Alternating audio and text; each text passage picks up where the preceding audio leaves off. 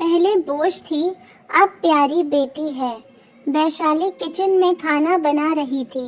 सासू माँ भी पकवान पर पकवान बनाए जा रही थी। वैशाली भी पूरा साथ दे रही थी। घर में बेशब्री, अपनी बेटी के आने की बेशब्री साफ साफ दिख रही थी। शायद इतनी ब्याह कर बहू लाने पर भी उन्होंने महसूस नहीं किया था। थोड़ी देर बाद ननद रानी नंदोई के साथ घर पहुंच गईं। वैशाली और उसके सास ससुर पूरी तरह से आवभगत में लग गए। साल डेढ़ साल में एक बार ननद जरूर आती हैं और सास ससुर बेटी दामाद की सेवा में लग जाते हैं। जैसे उनकी बेटी ने कितना नाम कमा लिया है, कितनी बड़ी उपलब्धि हासिल कर ली है, जबकि वह एक आम गृहिणी थी। यह सब वैशाली के लिए नया नहीं था। उसे हंसी भी आती थी मन ही मन।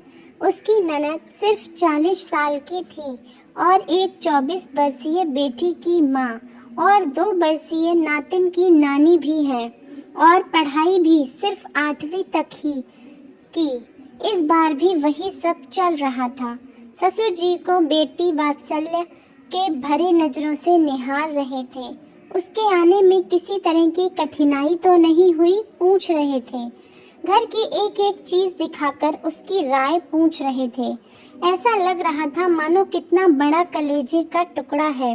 उसकी सहमति के बिना कोई फैसला नहीं लिया जाएगा, और उसने अगर किसी चीज को ना पसंद किया तो लाख अच्छी हो बेकार हो जाएगी।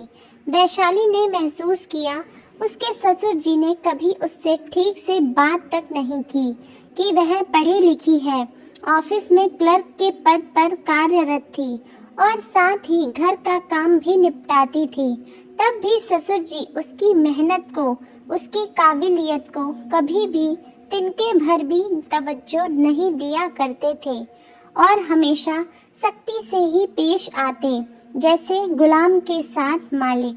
मगर वही आदमी बेटे के आने के बाद एकदम बदल जाता।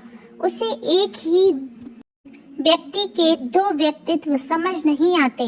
ननद रानी भी इतरा इतरा कर मान सम्मान को भुनाती और वैशाली को हर बार ऐसा महसूस कराती कि वह उस घर की रानी है और वैशाली नौकरानी। 4-5 दिनों बाद ननद तो चली गई, मगर सास ससुर के सर से बेटी का खुमार उतर ही नहीं रहा था। ससुर जी कहने लगे, कितनी संस्कारी है मेरी बेटी, कितनी काबिल है, मेरा मान है, कितने अच्छे से अपना घर संभाल रखा है उसने। तभी वैशाली चाय लेकर आई। ससुर जी एक घूंट पी कर बोले, चाय बहुत कड़वी है, मेरी बेटी से बनाना सीखो, उससे सीखो घर संभालना। कि अचानक वैशाली बोल पड़ी, पापा पिछले 5 साल से मैं इस घर को संभाल रही हूँ, मगर चाय हर बार दीदी के आने के बाद ही कड़वी क्यों हो जाती है, और आप उनके जाने के बाद मुझे क्यों बेइज्जत करने लगते हैं। अगर आपको आपकी बेटी इतनी ही प्यारी थी तो 14 साल की उम्र में उनका बाल विवाह क्यों करा दिया, उन्हें 8वीं तक ही क्यों पढ़ने दिया, और 16 साल की उम्र में वह माँ बन गई।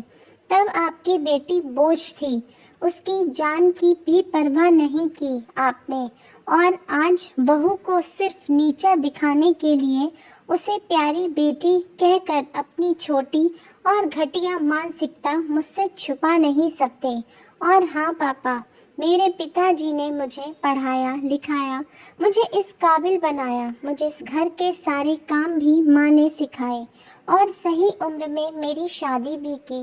मैं उन पर कभी बोझ नहीं थी, उन्होंने मेरा बचपन कभी नहीं छीना, मेरी किशोरावस्था पर शादी जैसी जिम्मेदारी का बोझ नहीं डाला, मुझे अच्छे से बड़े होने दिया, जीने दिया, मेरी ज़िंदगी के फैसले मुझे लेने दिए। इसलिए झूठ, दिखावा और अहंकार में घर की शांति को भंग मत कीजिए। और तभी कब से जोर से टूटने की आवाज़ आई और वैशाली ने समझ लिया कि सच वाकई कड़वा होता है। यदि कहानी पसंद आई हो तो लाइक करें, शेयर करें, और ऐसी ही और कहानियों के लिए हमारे चैनल को सब्सक्राइब करना बिल्कुल ना भूलें।